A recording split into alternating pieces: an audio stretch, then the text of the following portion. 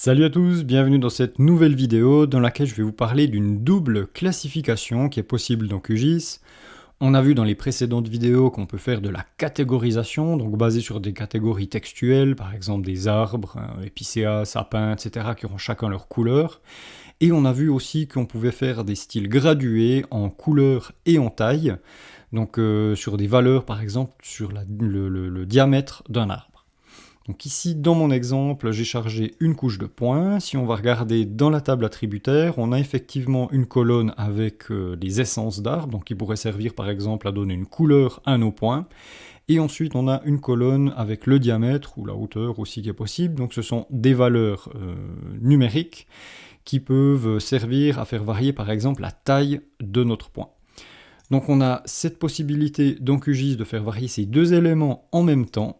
Donc si on va dans les paramètres de notre couche, on passe tout d'abord en catégoriser.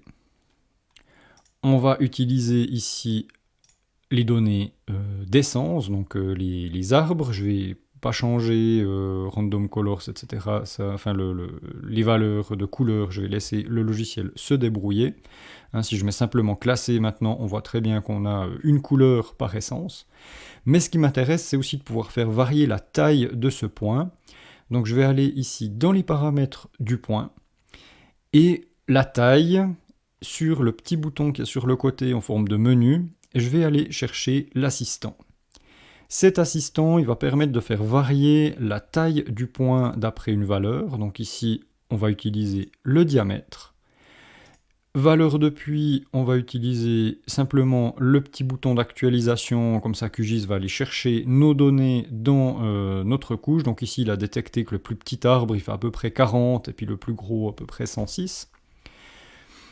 Et puis, vous avez la possibilité ici de faire varier les tailles, donc de donner la taille minimale, la taille maximale, de laisser simplement les autres éléments tels quels. Peut-être juste ici, quand vous avez un arbre où vous avez oublié de remplir le diamètre, eh bien vous pouvez dire que celui-là, par exemple, eh bien, il fait 20, de sorte à ce que ce soit un point qui vous saute aux yeux et puis que vous ne l'oubliez pas.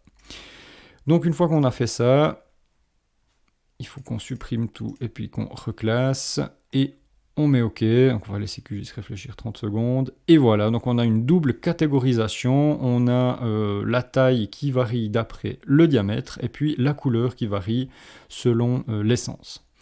Une limitation de QGIS dans ce cas-là, eh bien, c'est la représentation symbolique. Donc on n'a pas dans la légende d'indication sur la correspondance des tailles par rapport au diamètre. Mais ça donne déjà une première idée. Voilà donc ce qui est possible de faire en double catégorisation dans QGIS. Il existe d'autres possibilités, notamment pour les lignes et les polygones, de faire une double catégorisation, notamment de pouvoir faire varier pour les lignes l'épaisseur et puis les couleurs, donc ça fonctionne comme les points. Pour les polygones, c'est un petit peu plus compliqué dans le sens où on ne peut pas faire varier de taille de polygone. Donc à ce moment-là, on va en général faire varier les symboles à l'intérieur de polygone ou alors les couleurs de bordure et les couleurs internes de remplissage du polygone.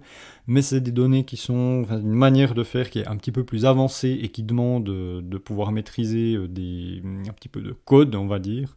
Donc on ne va pas aborder ça dans cette vidéo, on va se contenter des éléments simples sur les points et qui fonctionnent aussi sur les lignes.